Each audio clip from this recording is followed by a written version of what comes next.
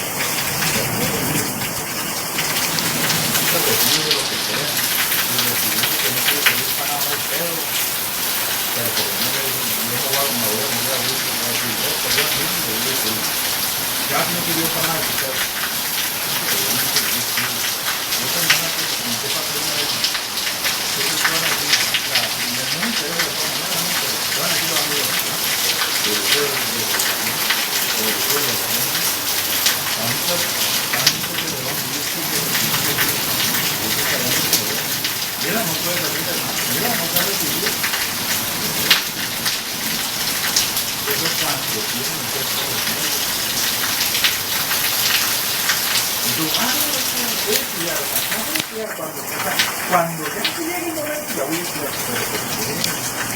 Si todos los días te dicen que estás bueno y bueno, ahora,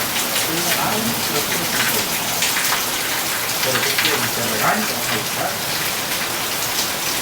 llamó la atención, pero vamos a quitar. Y que papel